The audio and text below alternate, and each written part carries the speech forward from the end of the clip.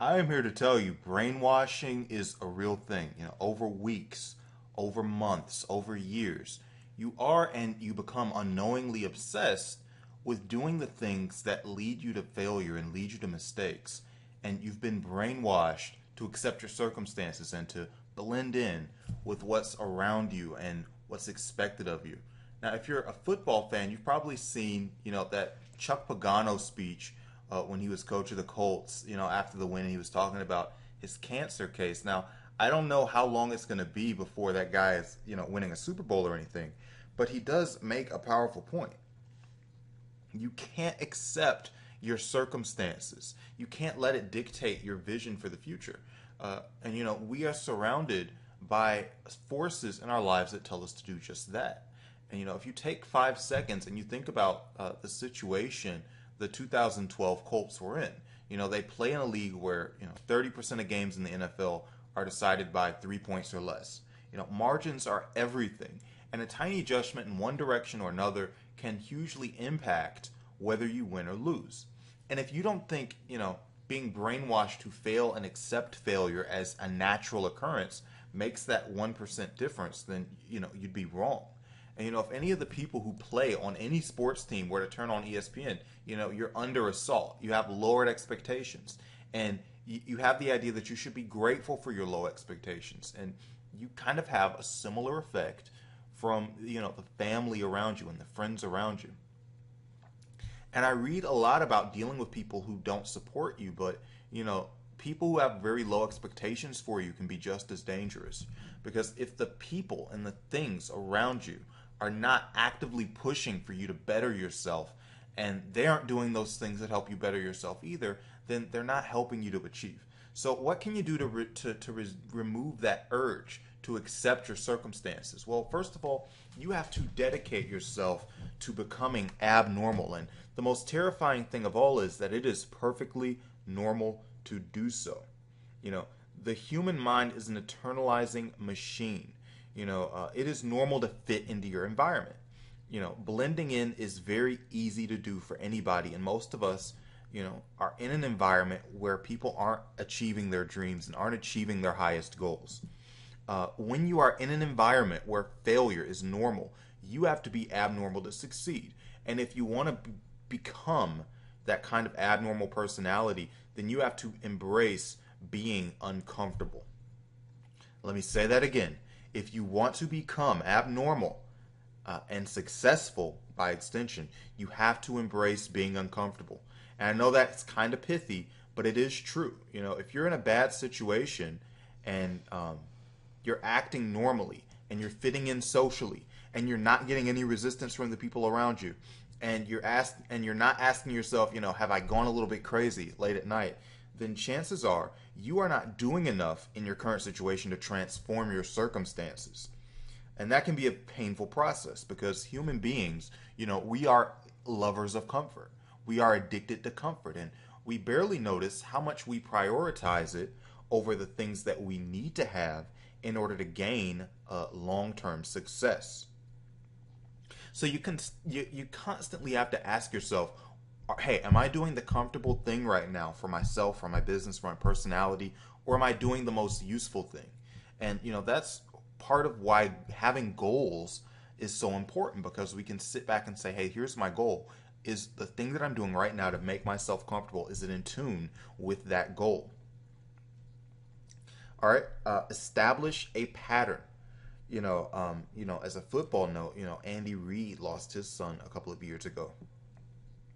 And if you remember that year, the Eagles dedicated their performance that year to him.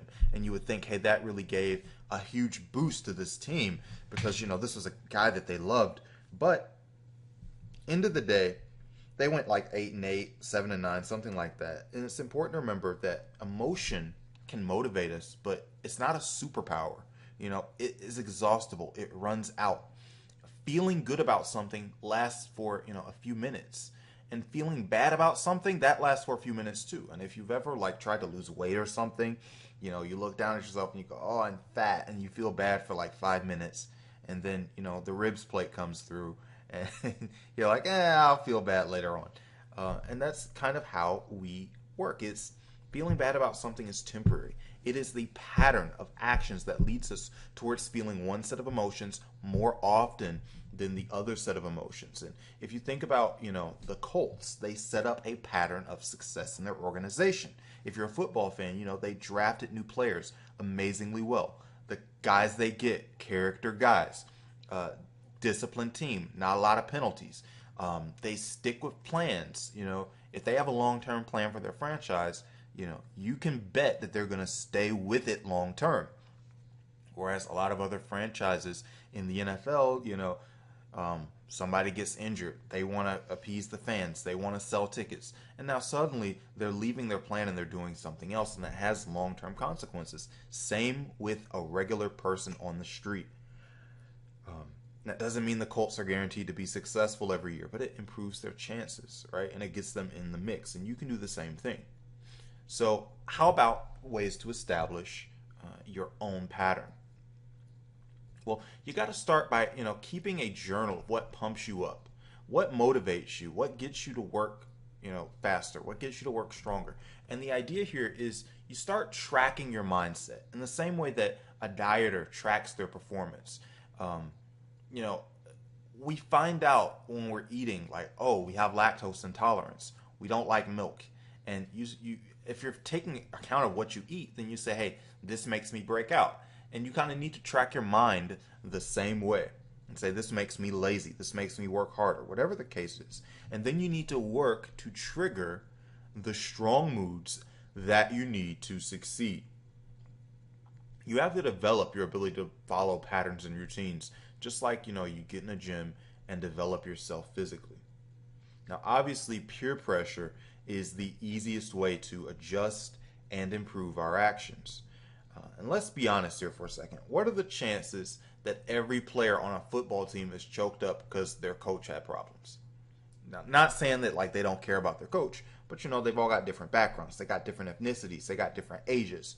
They are in a group, though, that told them that they were going to succeed and that they were going to do the things needed for them to succeed, and that not doing these things was not acceptable under any circumstances. So if you're the only person around you that is, successful, or that is even interested in success, you have to work and network and find people who have the same passionate interest as you do.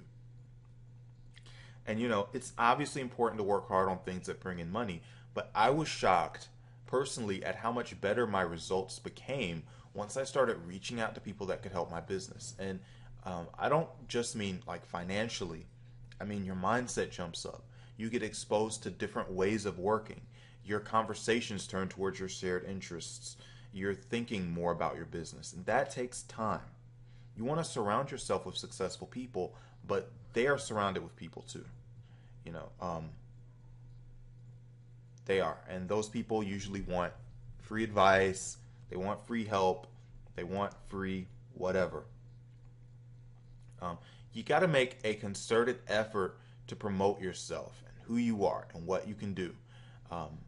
This can be very tough, if you're used to working as a freelancer and you're used to promoting yourself in a passive way and letting people come to you. You really need to kind of change your energy and kind of take the risk and put yourself out there. Introducing yourself and being as generous as possible will have a real impact. I can speak to that for myself. I've only been at it for a while, but it does work in a real way. So look, refuse to blend. Demand more for yourself. Expect more from the people around you. Build a cult. Go a little crazy. Brainwash yourself. Because if you don't, somebody else will do it for you. For more useful marketing advice, you can visit my website. It's micahmedina.com. And if you'd like to grab, 6 premium PLR products, I built them. I've made them. They're for you. These are ideal for, giving them away, putting them on your list. Whatever you want to do with them, sell them. They're yours. You can even rebrand them and use your own name and identity for them. Whatever. It's micahmedina.com/premium PLR. I'll see you there.